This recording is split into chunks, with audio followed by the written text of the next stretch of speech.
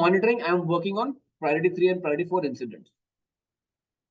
Okay, I'm working in offshore as a consultant, and so working on P3 and P4 incident. Now, what is P3 and P4 incident? P3 P4 incidents क्या होता है? So the P3 P4 incident will be categorized in the different priority. Priority 1, priority 2, priority 3, priority 4. Priority 1 incident is something that is like everything is gone. No one is able to work. Pro system down है. That's the P1 incident. कोई भी काम नहीं कर रहा है. That is the P1 incident. So that is something you have to solve as soon as possible. Within some hours you have to solve. कुछ घंटे के अंदर ही सॉल्व करना पड़ता है. Major incident. हाँ, P1 incident कुछ घंटे के अंदर ही सॉल्व करना पड़ता है. Now coming to P2 incident, P2 incident is also very high priority. If that is coming, you have to sit and do it. There is no point of waiting for any of the team. If another team is required, they will come in the same. There will be a hypercare meeting that will be set up. Everyone will come in that hypercare meeting, and we have to solve that incident as soon as possible within same day. P3 and P4 incident is something which with time taking, because थोड़ा time taking होता है, and we will get some time. Like P3 के लिए मुझे 2-3 दिन मिल सकता है. P4 के लिए मुझे होता है 8-10 दिन मिलेगा हो सकता है. ये SLA डिपेंड करता है प्रोजेक्ट टू प्रोजेक्ट. हर प्रोजेक्ट का अपना SLA होता है. SLA service level agreement. तो हर प्रोजेक्ट का अपना एक SLA होता है, एक इंसिडेंट का. तो डिपेंड्स. ठीक है. But you are going to say कि you are working in P3 and P4 incident. ठीक है. नाउ अब तुम तो बोल दिए भाई साहब कि तुमने इंसिडेंट पे काम किया है. क्या इंसिडेंट पे काम किया है तुमने? क्या इंसिडेंट पे काम किया है तुमने?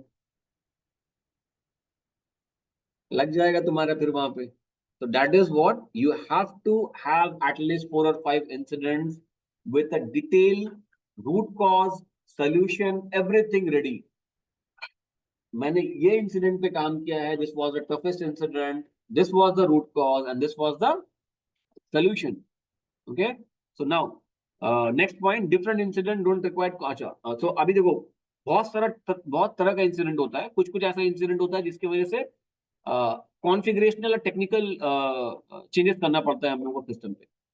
We will have certain incident due to which we will need to do some systematic configuration changes or code changes like that. तब उसके that is time taking. उसके लिए change management follow होगा पूरा. Okay. There will be an incident जो कि production issues है and that can be corrected quickly. Okay. So now let's understand about certain live incident. कुछ live incident जो मैंने काम किया है, किसी ने काम किया है. तो let's understand about some incident. Go little below. नीचे जाओ. Okay. Now this incident is about the availability check and transfer of requirement. See the first incident ServiceNow use कर रहे हो तुम लोग for the incident management. ServiceNow tool you are going to use for incident management. You are logging in ServiceNow and you are seeing I got one incident where written order is not visible in MD04. Simple incident. Order is not visible in MD04. Now you tell me what is MD04? Anyone? What is MD04? क्या transaction है ये? Anyone? Fine. अच्छा, तुम लोग मुझे बताओ how schedule line category determining sales order. बताओ. These things are linked with this incident. How from the item category. From item category. Anyone else apart from item category? MRP or Yes, MRP type and item category. Exactly. MRP and item category. Fine. Now, where from the MRP type this there? Like MRP type कहाँ पे होता है? MM01 में. In the material master. Exactly. Material master. So inside the material master we have the MRP type. Now अब देखो issue क्या है? Issue का description क्या है? Order is not visible in. अरे भाई सब कौन है? Order is not visible in MD04. ठीक है? तो MD04 is a transaction जहाँ पे सारा open requirement दिखता है वहाँ पे. All the open requirement will be visible in MD04 transaction. That's a T code. MD04 is a T code. यहाँ पे तुम्हारा सारा open transaction दिखता है. Okay. Now when we say open transaction दिखता है, so मतलब open sales order, open delivery, okay, open purchase order, everything will be visible there. System एक बार देख सकते हैं हम लोग क्या? हाँ, we will go in system. ठीक है. अच्छा अच्छा। तो हाँ, अभी देखो क्या है कि हाँ, देखो यहाँ पे देखा था हम लोगों ने. Very good. फर्स्ट से कंट्रोल एफ किया आ गया.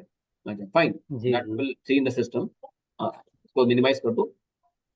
हाँ, तो नाउ पॉइंट इज के ऑर्डर तुमने बनाया and it is not there in MD04. तो मैंने जब पढ़ाया था तुम लोगों को, मैंने बोला था कि एवरी ऑर्डर, जो भी आप ऑर्डर बनाते हो, वो ऑर्डर दिखता है, it will transfer to MD04 and it will be visible. It is called transfer of requirement. Requirement का ट्रांसफर होगा तभी वो MD04 में दिखेगा. और मैंने बताया था कि ट्रांसफर ऑफ रिक्वायरमेंट होगा या नहीं होगा, ये किसके ऊपर डिपेंड करता है, तुम लोग बताओ. Where it is controlled that transfer of requirement will happen और नॉट. अवेलेबिलिटी चेक है एक तो, और रिप्लेनिशमेंट शायद कुछ है। Where which is controlling it? कहाँ पे कंट्रोलिंग फैक्टर कहाँ पे है? ये ट्रांसफर ऑफ रिक्वायरमेंट होगा या नहीं होगा. वो टैब था यार, भूल गया यार। That is schedule line category. अच्छा शेड्यूल लाइन कैटेगरी के अंदर हम लोगों को एक टिक करके ऑप्शन होता है. हाँ, यस ऑप्शन होता है, वो टिक अगर देते हैं, रिक्वायर्ड स्लैश असेंबली बोल के ऑप्शन होता है. If we are giving a tick there, then only transfer of requirement will happen, else transfer of requirement will not happen. Transfer of requirement नहीं होगा, right? तो अब इसका मतलब क्या हुआ, ये ऑर्डर यूजर ने बनाया. अब now think about the incident. Order available नहीं है MD04 में. मतलब क्या हुआ कि ये ऑर्डर का जो शेड्यूल लाइन कैटेगरी है, मैं जाके चेक करूंगा. When I am checking the schedule line category, उसके अंदर पे there is no टिक, वो टिक नहीं है. रिक्वायर्ड स्लैश असेंबली का वो टिक नहीं है. That means transfer of requirement नहीं हुआ है. ओके, ट्रांसफर ऑफ रिक्वायरमेंट नहीं हुआ है. तो now you got the cause. तुमको कॉज मिल गया, तुमको रीजन मिल गया कि ये ऑर्डर का ट्रांसफर ऑफ रिक्वायरमेंट क्यों नहीं हुआ है. ये कॉज है, रूट कॉज नहीं है. तो नाउ अब सोचो कि शेड्यूल लाइन कैटेगरी, इसका मतलब इनकरेक्ट है. इस schedule and category in this sales order is incorrect. Now think why schedule and category is incorrect. Schedule and category incorrect होने का क्या क्या रीजन हो सकता है? Anyone, तुम लोग बता सकते हो? What could be the reason for incorrect schedule and category in the sales order? Movement, incorrect MRP time. शायद. हाँ, ये तो लिखा हुआ है कि incorrect MRP. So exactly. तो incorrect MRP time. देखो, मैक्सिमम ऑफ द इश्यूज जो होता है ना, that is depending upon the user होता है. अगर तुम्हारा 100 इंसिडेंट है, इफ यू हैव 100 इंसिडेंट, उसमें से 70 इंसिडेंट जो होगा वो यूजर की वजह से होगा.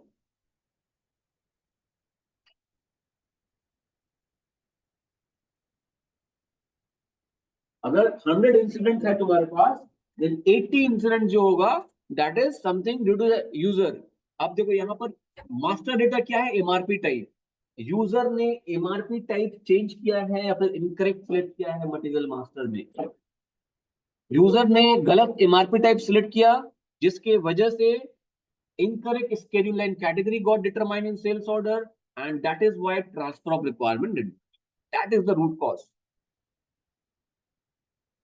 तो नाउ आपको क्या करना है, you will take the screenshot of the material master, send it to the team that this is the incorrect. If you are expecting that the